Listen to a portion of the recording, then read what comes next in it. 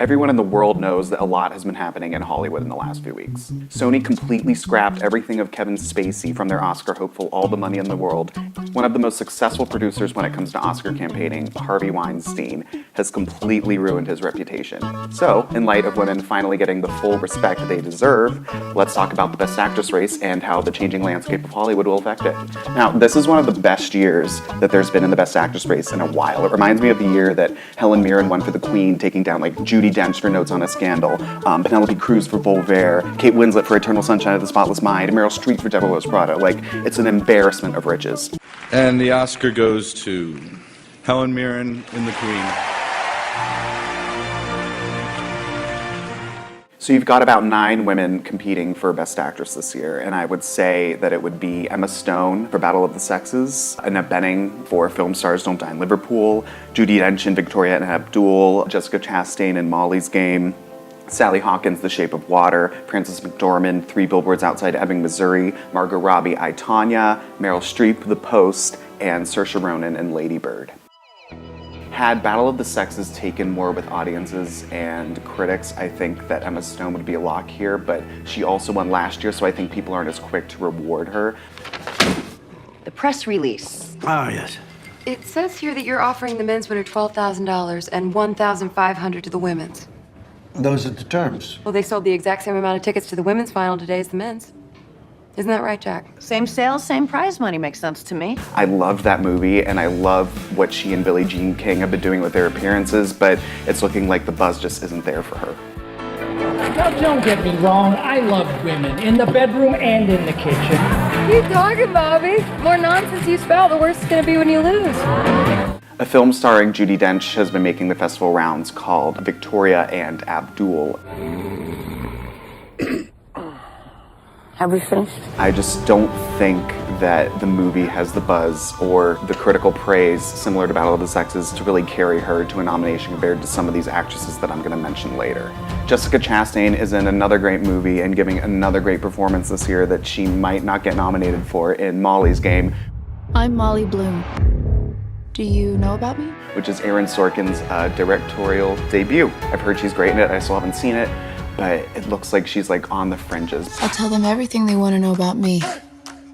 About me. That's it.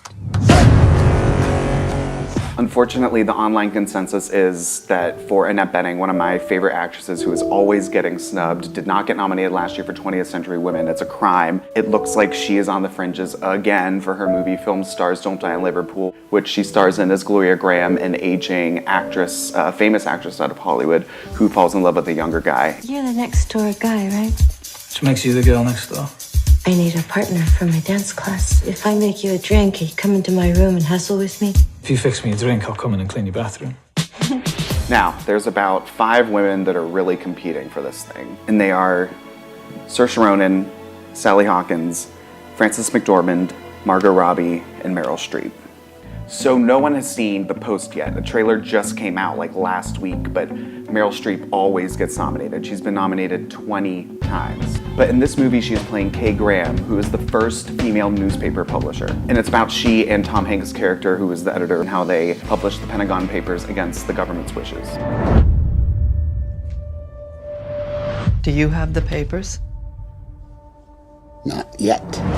I will be so upset if somehow Saoirse Ronan gets snubbed in Lady Bird, which I've said before is like one of my favorite movies of the year. You should just go to City College. You know, with your work ethic, just go to City College and then to jail, and then back to City College, and then maybe you'd learn to pull yourself up and not expect everybody to do everything. She's great. She's been nominated before for Brooklyn and Atonement, and she's just as good here, but who knows, maybe if people consider her to be too young, she could miss it for some reason, but I think she'll easily make the top 5. Yeah, well, you know your mom's tits, they're totally fake. She made one bad decision at 19. 2 bad decisions. I'm thinking it's hilarious how I, Tonya, is playing into the Trump narrative of I'll do whatever I want, I don't care what happens to anybody else mentality.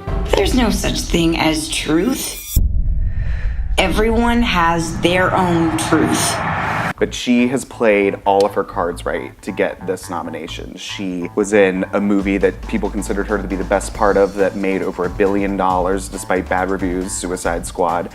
and now she is playing against type. She's just marked off like all the boxes here. The two people that I really think are competing for the win are Frances McDormand for 3 Billboards Outside Ebbing, Missouri. What's the law on what you can and cannot say on a billboard?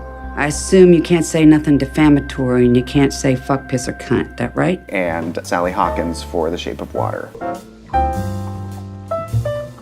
Not only are their performances in movies very timely, but they are also considered to be two of the best competing in this race. I think the fact that Frances McDormand usually does not campaign is going to help her biggest competition, Sally Hawkins, is completely unrecognizable in this movie. She pulled up an upset nomination for Blue Jasmine. A lot of people didn't see that coming. It'll be interesting to see how this goes, to see if Sally Hawkins, Frances McDormand, and Margot Robbie really are the 3 frontrunners like I think they are. There's still a lot of time left. Golden Globe nominations come out in early December, and that will really help us to be able to tell when the dust is settling.